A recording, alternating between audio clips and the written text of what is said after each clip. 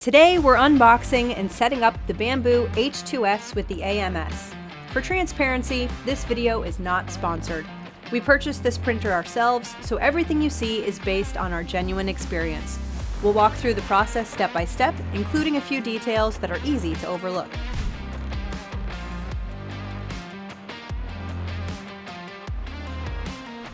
Bambu has earned a strong reputation for reliability. But in the event you ever need to ship the printer back, make sure to save the box. Using the original packaging makes returns significantly easier. Be careful not to damage any packaging materials or fasteners. You'll need those if the printer is ever repacked. We recommend keeping the box until you've logged at least 50 hours of printing. Those hours add up pretty quickly. You'll be tackling projects you never expected. Once you're confident with the machine and its operation, recycle the materials responsibly. Right on top, Bambu includes a comprehensive toolkit. Everything you need is here, including an extra nozzle, Allen keys, wrenches, spare screws, and lubrication for both the screws and rails. We strongly recommend lubricating before your first startup. At first glance, it may look like the AMS wasn't included, but don't worry, it's securely mounted inside the printer. This is the first component you'll remove. The screws you need to remove are clearly marked with red flags. Once the AMS is out, you can move on to cutting the zip ties and removing the foam. There are two important notes here. The foam beneath the bed cannot be removed until startup when the printer raises the bed. And there are two red marked screws on the front of the bed. Removing them doesn't release anything. They simply secure the bed during shipping. After removing the AMS, we place the glass cover on top. It's worth noting that the PTF tube no longer rubs against the glass. Bambu has corrected that issue. The LED screen also arrived pre-installed, which saved time during setup. Now installing the AMS is simple. Insert the PTF tube into the AMS and then into the upper slot on the printer. Next, connect the power cable.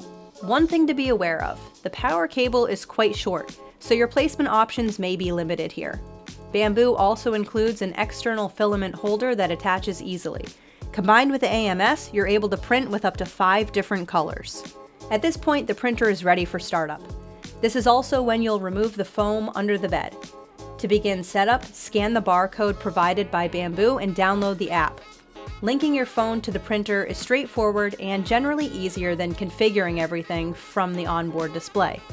Bambu releases frequent firmware updates, so make sure you're running the latest version and perform auto calibration after each update. This process levels the bed, sets the nozzle height, and fine-tunes essential settings.